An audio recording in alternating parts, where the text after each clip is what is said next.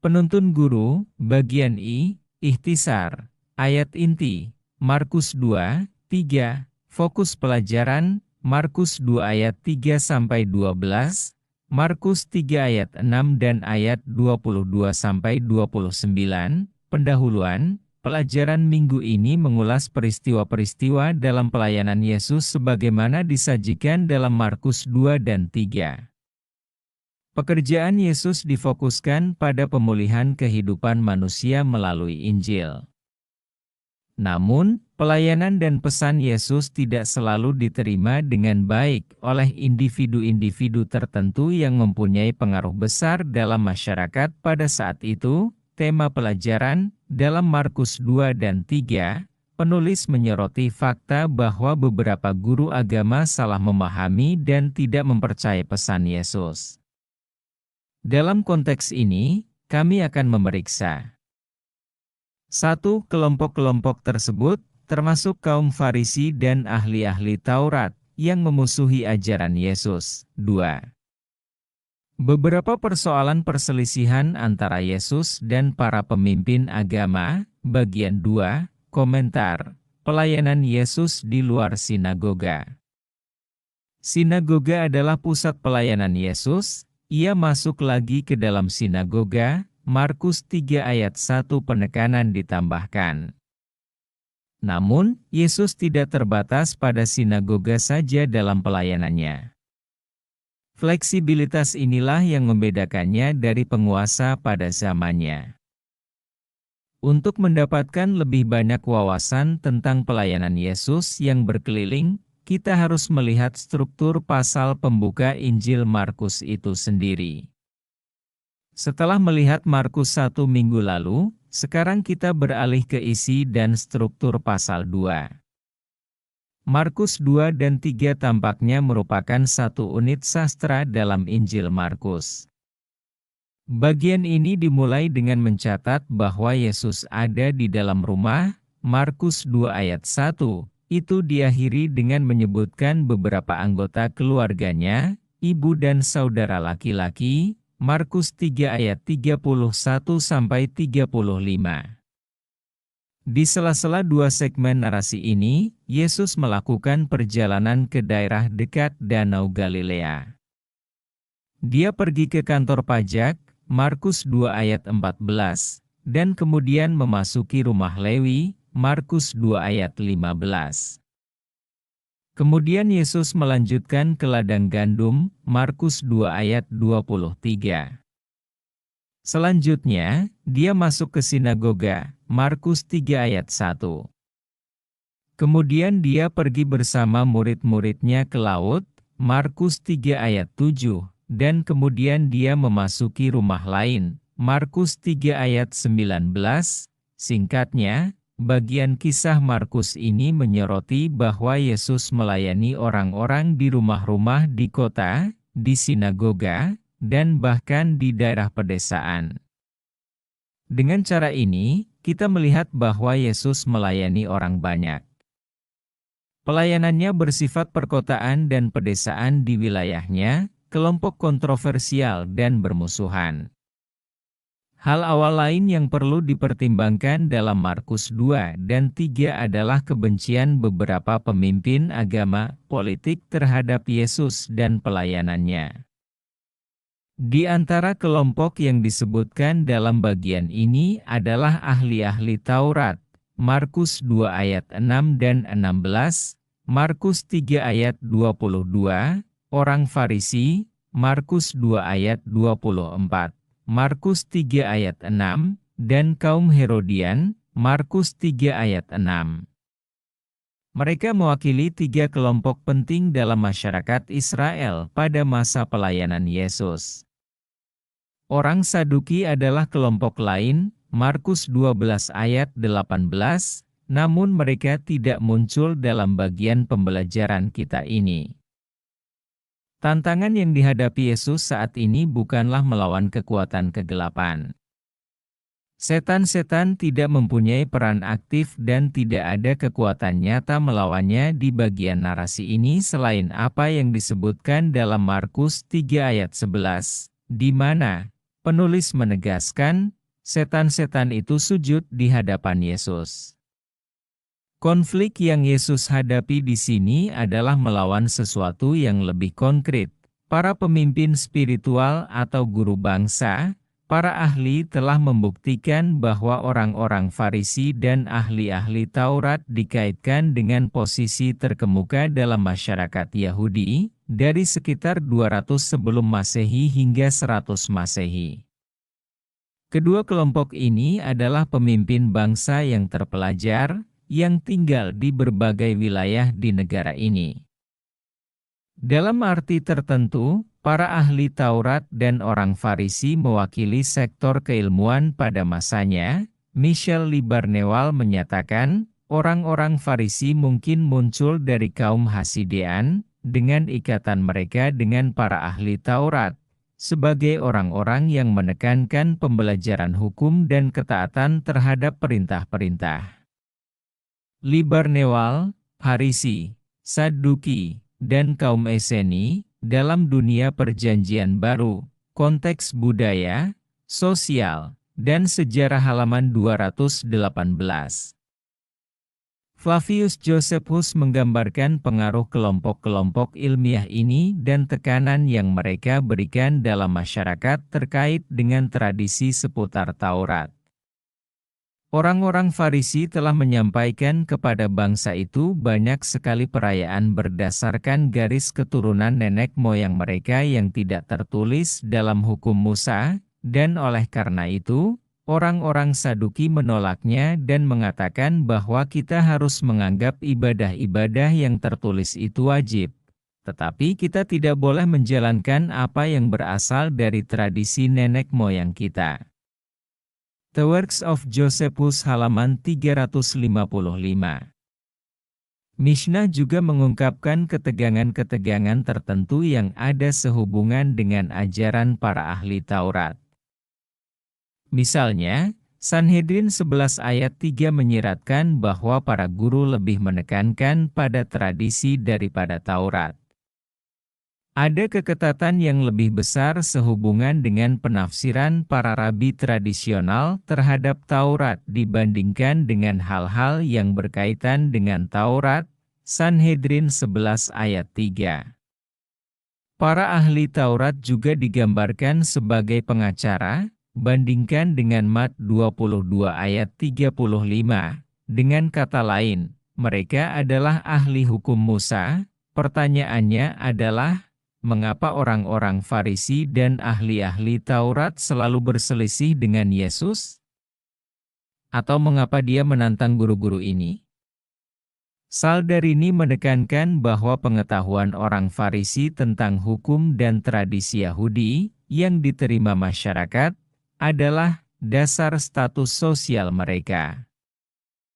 Agaknya, para ahli Taurat dan pendeta juga mempunyai pengaruh terhadap sebagian masyarakat. Perjuangan Yesus melawan orang-orang Farisi, ahli-ahli Taurat, dan imam-imam kepala dapat dijelaskan dengan mudah sebagai perjuangan untuk mendapatkan pengaruh di masyarakat. Anthony J. Saldarini, orang Farisi, ahli Taurat dan Saduki dalam masyarakat Palestina halaman 33. Matius 23 memberikan penjelasan yang jelas mengapa Yesus mencela para pemimpin agama pada zamannya. Para ahli Taurat dan orang Farisi duduk di kursi Musa, oleh karena itu, lakukanlah apapun yang mereka ajarkan kepadamu dan ikutilah itu, tetapi jangan lakukan apa yang mereka lakukan, karena mereka tidak mengamalkan apa yang mereka ajarkan. Matius 23 ayat 2 dan 3. Berbeda dengan kemunafikan mereka, Yesus adalah seorang yang menerapkan prinsip-prinsip yang dia ajarkan. Oleh karena itu, dia adalah guru yang mempunyai otoritas besar, tidak seperti ahli-ahli Taurat. Sebaliknya, orang-orang Farisi dan ahli-ahli Taurat adalah orang-orang munafik, mereka tidak mengamalkan apa yang mereka akui atau ajarkan. Seperti yang kita pelajari dari pembelajaran kita di bab pertama, Markus menyoroti Yesus bukan hanya sebagai seseorang yang mengajar dan memberitakan Injil Allah tetapi juga sebagai pribadi yang mempersonifikasikannya, yaitu, Dia menjelma. Dalam kehidupannya, Yesus berupaya meringankan beban penyakit dan dosa yang membebani manusia dan membebaskan mereka dari beban tradisi yang berat, masalah yang sedang kontroversi. Insiden lain dalam Injil Markus juga mengungkapkan ketegangan lebih lanjut antara Yesus dan para pemimpin rohani. Kejadian pertama menyangkut orang lumpuh, yang diturunkan ke depan Yesus oleh 4 orang pria, Markus 2 ayat 3-12. Markus 2 ayat 5 mengatakan, ketika Yesus melihat iman mereka, berkatalah kepada orang lumpuh itu, dosamu sudah diampuni. Sesuai dengan konsep pragmatis Injil yang dianut Markus, iman adalah tindakan. Yesus mengakui dan menghormati iman keempat teman si lumpuh, yang dalam tindakan mereka bergerak sesuai keyakinan mereka, membawa teman mereka kepada satu-satunya yang dapat menolongnya. Kontroversi utama dalam narasi ini adalah otoritas Yesus untuk mengampuni dosa. Yang meresahkan para ahli Taurat bukan hanya karena Yesus mengampuni dosa tetapi Ia melakukannya dengan kuasa dan otoritas namanya. Oleh karena itu, tindakan ini digambarkan oleh para ahli Taurat sebagai suatu anggapan yang menghujat.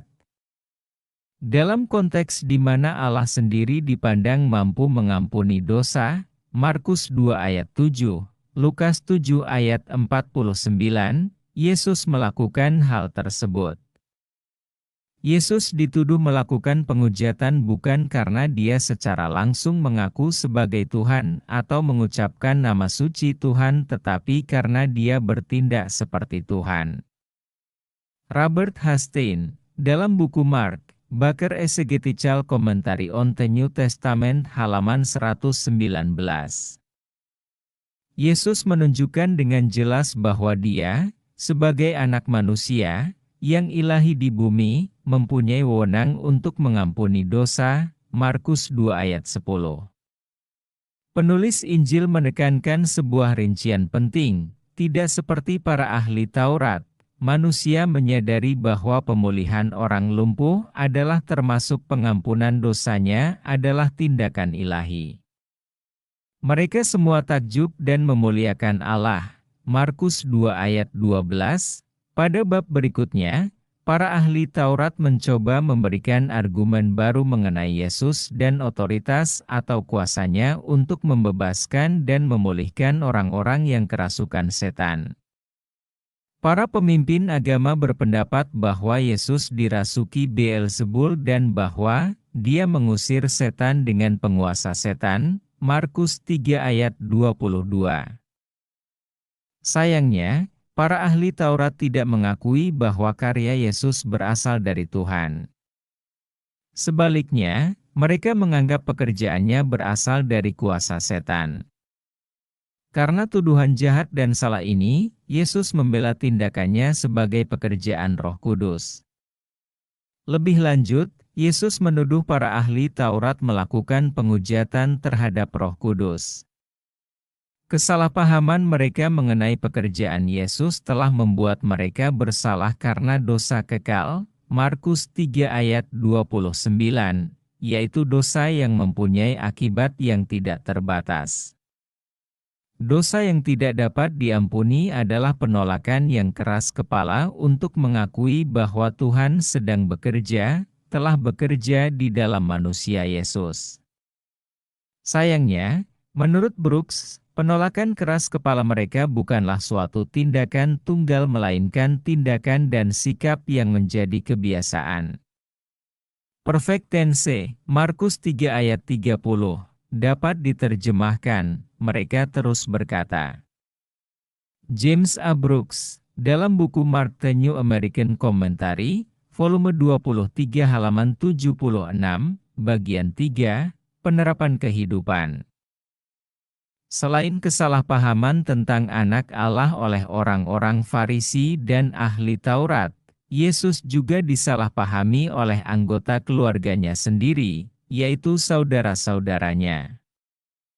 Ellen G. White menulis dalam buku The Desire of Ages mengenai saudara-saudara Yesus.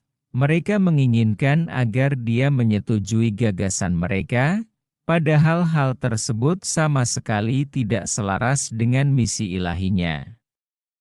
Mereka berpikir bahwa jika dia hanya mengatakan hal-hal yang dapat diterima oleh ahli-ahli Taurat dan orang-orang Farisi, dia akan menghindari kontroversi yang tidak menyenangkan yang timbul dari kata-katanya.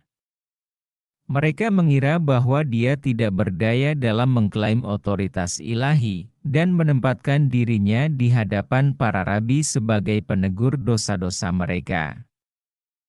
Di halaman yang sama, dia menambahkan, hal-hal ini menjadikan jalannya sulit untuk dilalui. Begitu sedihnya Kristus karena kesalahpahaman yang ada di dalam rumahnya sendiri sehingga menjadi suatu kelegaan baginya untuk pergi ke tempat yang tidak ada. Ellen G. White, dalam buku The Desire of Ages halaman 326.